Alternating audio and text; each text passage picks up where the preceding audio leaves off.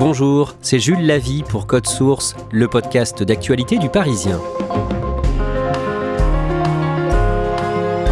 Christelle Doisy, 49 ans, doit être jugée les 2 et 3 avril à Amiens dans la Somme pour une 50aine d'escroqueries. En résumé, elle est soupçonnée d'avoir abusé de la confiance d'hommes crédules avec lesquels elle s'est mariée et d'avoir ensuite commis avec eux ces escroqueries. En novembre, elle a échappé à son procès en partant en Grèce à bord d'un camping-car avec 2 de ses enfants et un nouveau compagnon. Cet épisode de Code Source est raconté par Nicolas Goinard du service Police-Justice Île-de-France du Parisien. C'est lui qui a écrit les premiers papiers sur ce sujet en 2022.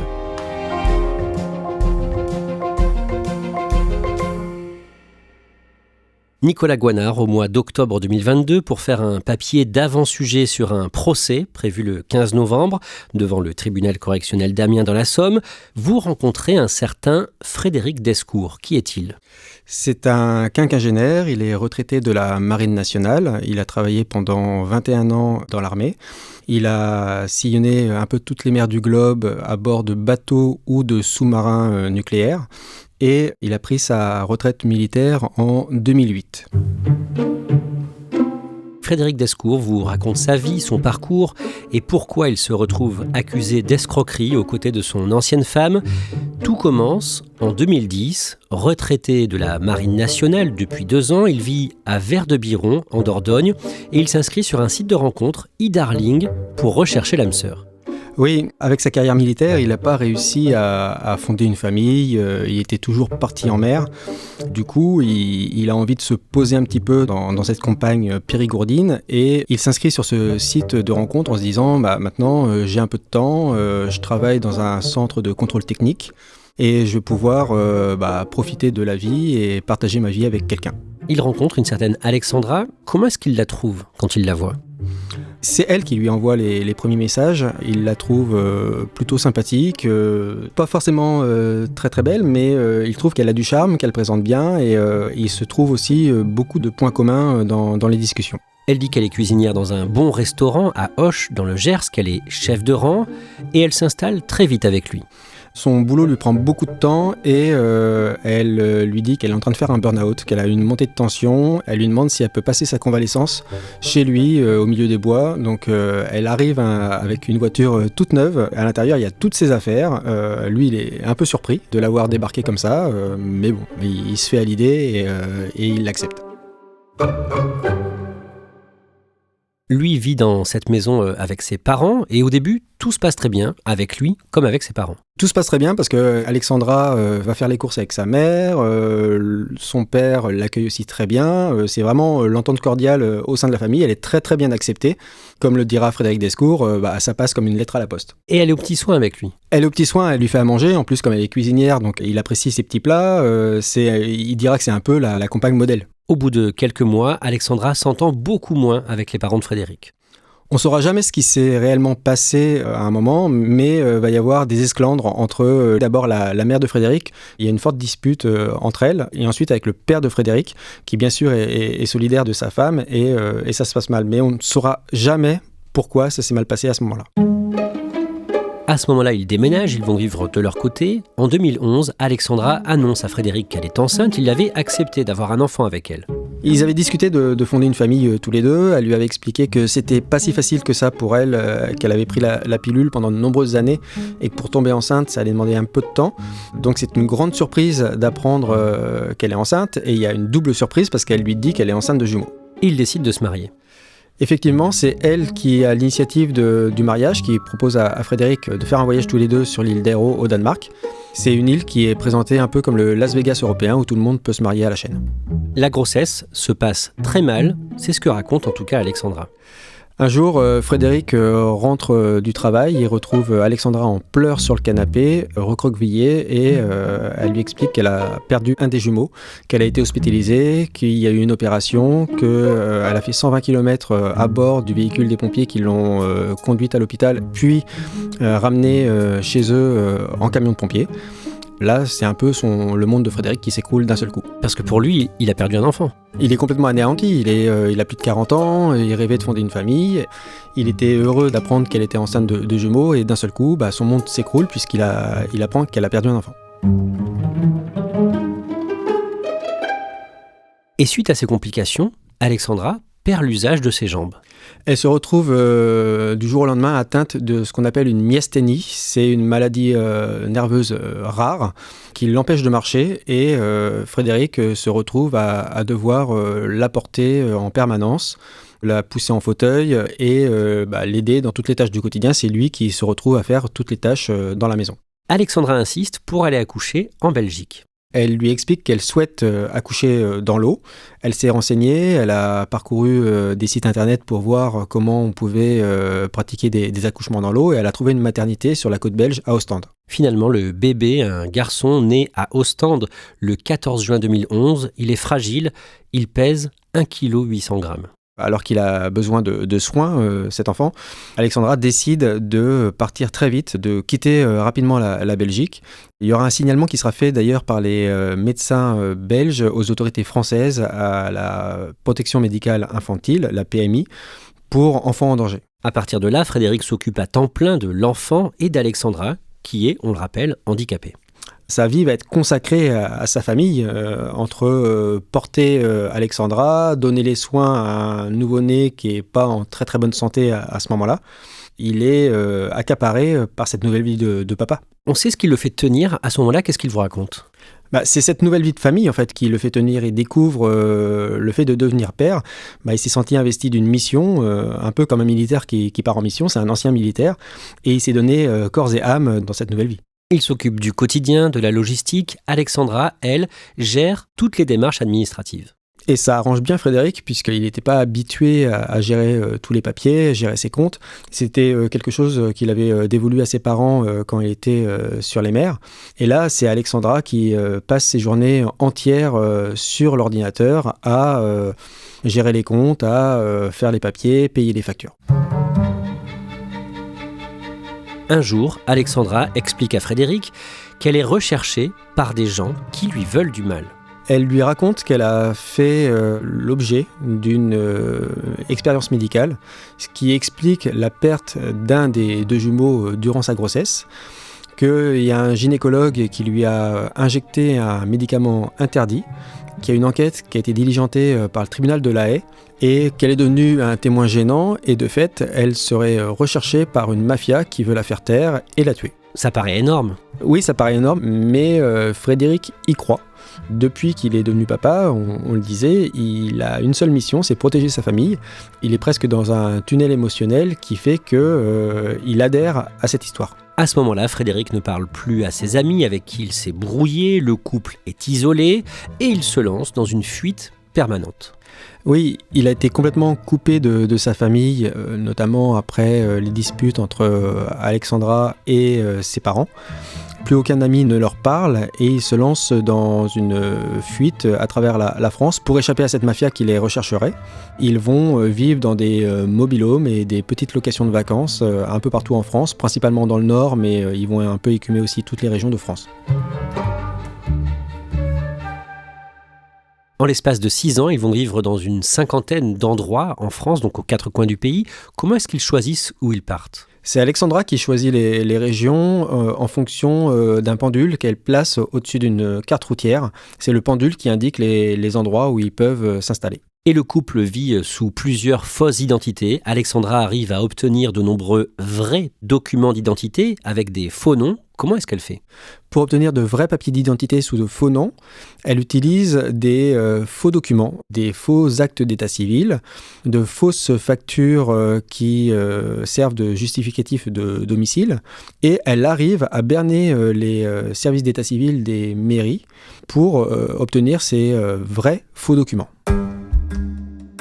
Le couple va avoir un deuxième enfant. Une nouvelle fois, Alexandra a prétendu être enceinte de jumeaux et en avoir perdu un. Finalement, elle donne naissance à une petite fille.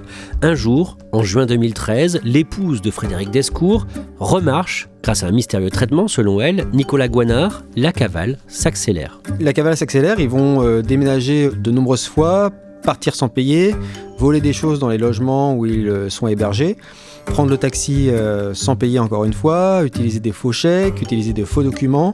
Au total, on leur reproche 58 escroqueries, faux usages, faux chèques commis sur cette période sur toute la France. Le jeudi 10 mars 2016, alors que le couple vit à Albert dans la Somme, les gendarmes, lourdement armés, frappent à la porte. Frédéric, à ce moment-là, il est pris de panique. Il se dit « ça y est, ils nous ont retrouvés ». Il pense que ce sont les tueurs à gages qui sont à sa porte. Lorsque les gendarmes frappent, le bruit est tellement sourd qu'il a l'impression que ce sont des coups de feu. Et il se dit « ça y est, ils sont là pour tuer ma famille ». C'est le GIGN qui est là, une unité d'élite de la gendarmerie. On sait pourquoi ? Oui, les enquêteurs de la section de recherche d'Amiens qui ont les investigations concernant toutes les escroqueries qui ont été commises par ce couple ont fait appel au GIGN, le groupe d'intervention de la gendarmerie nationale, parce que Frédéric, c'est un ancien militaire et il y a une procédure bien claire pour interpeller les anciens militaires, de peur qu'ils soient lourdement armés. Donc le GIGN a été engagé sur cette interpellation très tôt le matin. Le couple est interpellé, les enfants seront placés à l'ASE, l'aide sociale à l'enfance, et pendant la garde à vue, Frédéric Descours apprend qu'Alexandra Bertrand n'existe pas. Oui, il découvre que le vrai nom d'Alexandra Bertrand est Christelle Doisy, que c'est une femme qui s'est évadée de la prison d'Agen en 2009, un an avant leur rencontre. Elle avait bénéficié à ce moment-là, alors qu'il lui restait 15 jours à purger, d'une permission de sortie, et elle n'avait pas réintégré sa cellule. Et il découvre aussi qu'elle a déjà été mariée, qu'elle a eu un enfant et qu'elle a de nombreuses condamnations sur son casier judiciaire pour de nombreuses escroqueries commises un peu partout en France. C'est à ce moment-là qu'il comprend pourquoi elle a tant insisté pour aller accoucher en Belgique ? Oui, parce que Christelle Doisy, en tant qu'évadée de la prison d'Agen, était inscrite sur le fichier des personnes recherchées, le FPR. Et forcément, si elle avait accouché dans un hôpital français, elle courait le risque d'être localisée par les autorités et interpellée.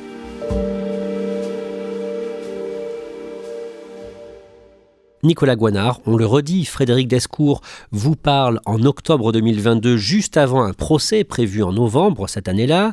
Lui-même doit répondre d'escroquerie, au même titre que sa femme. Ce qu'il vous raconte, est-ce que ce n'est pas simplement une stratégie de défense ? Oui, on pourrait le penser. Après, dans le dossier, il y a des éléments factuels qui montrent que Frédéric Descours n'avait aucune raison de partir dans une telle cavale et d'escroquer des gens. C'est quelqu'un qui, au terme de sa carrière militaire, avait réussi à mettre de côté 200 000 euros. Ces 200 000 euros, il les a totalement perdus. Il avait une pension militaire, une pension de retraite de 1 600 euros par mois. Il travaillait à côté, donc ces 1 600 euros, c'était presque de l'argent de poche pour lui. Et cet argent, il l'a totalement perdu parce que c'est Christelle Doisy qui tenait ses comptes. Et il y a un autre élément dans le dossier, c'est que Frédéric Descours a un casier judiciaire vierge. Il a une fois perdu un point sur son permis de conduire, contrairement à Christelle Doisy qui, elle, a déjà un casier judiciaire très très fourni et notamment avec de nombreuses escroqueries. Le couple doit aussi répondre de traite d'êtres humains parce que pendant une partie de leur cavale, ils ont fait travailler, sans la payer, une jeune fille au père qui était nourrie et logée, une certaine Laurane. Elle semble, elle aussi, avoir été manipulée. Oui, Laurane, c'est une jeune fille qu'ils rencontrent durant leur cavale. C'est une jeune Belge, elle est mineure au moment des faits. Et elle va les suivre au départ pour s'occuper des enfants. Or, Laurane est assez maltraitée aussi bien par Christelle que par Frédéric. Il y a beaucoup de griefs à l'écart de Frédéric de la part de Laurane, où elle dit qu'il lui parlait très mal. Et c'est une jeune fille qui a dû changer son apparence physique pour les besoins des photos d'identité, pour faire de faux papiers d'identité. Et elle explique qu'elle a dû subir plusieurs régimes, certains régimes à base de thé, d'eau, de pain, pour pouvoir perdre beaucoup de poids. Et à d'autres moments, elle devait manger 4 kilos de nourriture par jour pour grossir. Ceci dans le but de faire des photos d'identité différentes pour prendre des apparences différentes pour les faux papiers. Nicolas Goinard, 2 ans plus tard, en 2018, Christelle Doisy, qui est à ce moment-là sous contrôle judiciaire, se trouve un nouveau mari sur Mythique, un homme prénommé Bruno. Oui, Bruno, c'est un habitant d'Amiens, c'est un ouvrier, quelqu'un qui est très gentil, qui sort d'une relation de 30 ans, qui vient de divorcer. C'est Christelle qui vient lui parler sur l'application Mythique. Et là, même scénario. Christelle emménage rapidement chez Bruno. Il se marie aussi rapidement. Bruno m'expliquera qu'il a trouvé la femme idéale, qu'elle lui fait à manger quand il rentre du travail. C'est quelqu'un qui passe ses journées au travail. Il part le matin à 6h30, il rentre à 19h. Comme il dit, j'ai juste les pieds à me mettre sous la table, et il est content de cette situation. Il lui donne aussi les cordons de la bourse. À ce moment-là, il lui délègue toutes les tâches administratives. C'est Christelle qui doit payer le loyer de l'appartement où ils vivent, et c'est elle qui a un regard total sur ses comptes. Un jour, pendant l'été 2019, à la fin du mois de juillet, Bruno rentre chez lui à la veille de partir en vacances, et il fait une découverte douloureuse. Oui, tout le logement où il vivait avec Christelle a été déménagé. Il n'y a plus de meubles, plus rien, même plus un slip, me dira-t-il. Et tout ce qu'il reste, c'est un avis d'expulsion d'un huissier dans la boîte aux lettres. Il découvre que Christelle, en fait, qui devait payer le loyer et gérer tous les papiers, a détourné le loyer, elle n'a rien payé et elle lui a caché tous les courriers de relance, les menaces d'expulsion, et là, Bruno se retrouve à la rue. Et finalement, ce sont des proches qui l'hébergent. L'histoire ne s'arrête pas là. À cette période, Christelle Doisy rencontre un nouveau compagnon, Guillaume, et ensemble, ils louent une maison à Beauvais, près d'Amiens, à partir de la fin 2020. Christelle Doisy prétend avoir un très bon salaire en tant que cuisinière, chef de brigade dans un restaurant gastronomique à Paris, et elle fournit des documents au propriétaire de la maison pour le prouver. Elle fournit des fiches de paie et elle gagne 4 500 € par mois. Elle fournit aussi des avis d'imposition qui montrent des montants assez conséquents. Guillaume, lui, est censé être chauffeur routier international et gagner aussi un très confortable salaire. À deux, ils émargent à 9 000 € par mois. L'épisode tourne au cauchemar pour les propriétaires. 2 jours après le début de la location, Christelle Doisy les appelle, elle hurle au téléphone en disant que la maison n'est pas aux normes en ce qui concerne l'électricité. Et pendant 1 an, le couple ne paie pas le loyer. Finalement, dans quel état est la maison après leur départ ? Alors, il laisse une ardoise de 18 000 € d'impayés de loyer. La maison est fortement dégradée. Ils ont cassé pas mal de choses. Il y en a pour 10 000 € de travaux. Ils ont volé aussi pas mal d'objets, les 2 lave-vaisselle, les plaques de cuisson, le pommeau de douche avec le flexible. Ils ont aussi laissé une odeur assez pestilentielle dans le logement, puisque Christelle Doisy faisait un élevage de hamsters qu'elle revendait ensuite sur le site Le Bon Coin. Et pour faire partir l'odeur, le couple mettra plusieurs jours, voire plusieurs semaines. Le procès de Christelle Doisy et de son ancien époux, Frédéric Descours, a été reporté pour une question de calendrier au mois de mai 2023. Nicolas Guanard, la mère de Christelle Doisy, a été entendue par les enquêteurs dans le cadre de la procédure. Elle explique que sa fille ment et fabrique de faux documents depuis très longtemps. Oui, Christelle Doisy a grandi à Migène, dans l'Yonne. Quand elle était adolescente, elle a fait croire qu'elle avait été victime d'un viol, qu'elle avait été kidnappée et que le cadre d'une entreprise l'avait violée. Ces déclarations, à ce moment-là, font tiquer les enquêteurs et ils découvrent par la suite que c'était un viol qui avait été totalement inventé. Le jour du début du procès, le lundi 15 mai 2023, à Amiens, Christelle Doisy n'est pas là, elle est dans le sud-est. Oui, elle a envoyé au tribunal au cours du week-end un certificat médical expliquant qu'elle avait été victime d'un accident avec un scooter et qu'elle n'était pas en mesure de se rendre à son procès à Amiens le 15 mai. Il y a un débat durant cette audience, puisque l'audience se tient quand même. L'idée, c'est de débattre et de savoir si Frédéric Descours doit être jugé sans Christelle Doisy, si on doit séparer les 2 coprévenus dans cette affaire. Et le débat porte aussi sur la nature du certificat médical qui a été fourni par Christelle Doisy, puisqu'il y a quelque chose d'assez louche sur ce certificat médical qui est daté du 13 mai. Le 1 et le 3 sont d'une taille totalement différente. Le 3 est beaucoup plus gros, ce qui fait dire aux différents avocats et même au procureur de la République que ce certificat médical est certainement un faux. Le procès est donc reporté à la date du mardi 28 novembre et quelques semaines à l'approche de ce rendez-vous avec la justice, Nicolas Guanard, le 31 octobre, vous révélez dans Le Parisien que Christelle Doisy a pris la fuite. Elle avait obtenu la garde de ses enfants durant les vacances de la Toussaint. Donc, elle est venue dans la Somme où ses enfants sont hébergés en famille d'accueil pour partir en vacances avec eux fin octobre. Mais au moment de revenir en famille d'accueil, elle a fait savoir à l'aide sociale à l'enfance de la Somme qui ont la charge de ses enfants qu'elle n'était pas en mesure de revenir à Amiens puisqu'elle s'était cassé le pied. Plusieurs jours vont s'écouler et Frédéric Descours va découvrir la veille de prendre à son tour la garde de ses enfants pendant la 2e semaine des vacances de la Toussaint que Christelle Doisy n'est pas retournée dans la Somme et surtout que son téléphone ne répond plus et qu'elle s'est certainement enfuie avec ses 2 enfants et son nouveau compagnon. Christelle Doisy et son nouveau compagnon, donc Guillaume, sont partis dans un camping-car qu'ils ont loué et le propriétaire du camping-car vous raconte comment il s'est fait avoir. Oui, Christelle Doisy et Guillaume ont loué le camping-car pendant une semaine.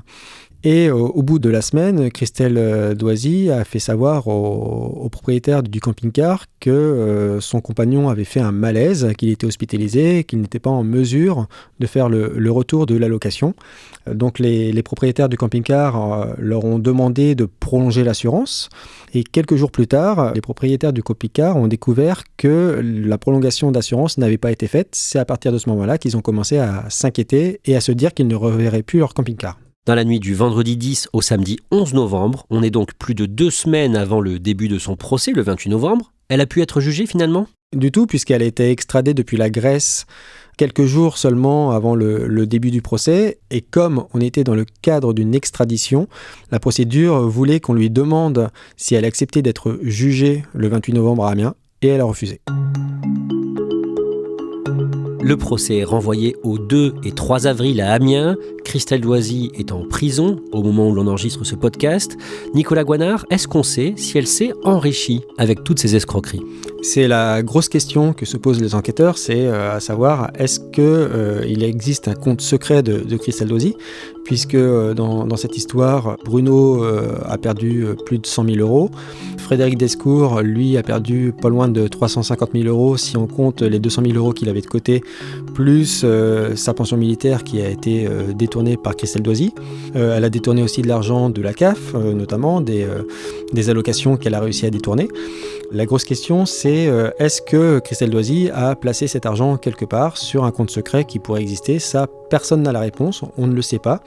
L'autre question qui plane sur ce dossier, c'est est-ce que Christelle Doisy a commis ces escroqueries pour s'enrichir ou est-ce qu'elle souffre d'un trouble mental ? Ça fera partie des débats durant le procès.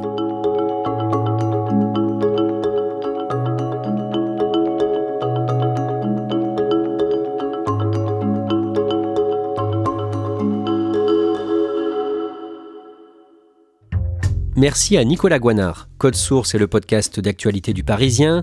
Cet épisode a été produit par Clara Garnier-Amouroux, Barbara Gouy et Thibault Lambert. Réalisation, Pierre Chaffanjon. Si vous aimez Code Source, parlez-en autour de vous, laissez-nous un commentaire ou des petites étoiles sur votre application audio préférée. Vous pouvez nous écrire à cette adresse, codesource@leparisien.fr. Code Source, c'est un nouveau sujet d'actualité chaque soir, du lundi au vendredi. Et le samedi, ne ratez pas Crime Story, le podcast de faits divers du Parisien.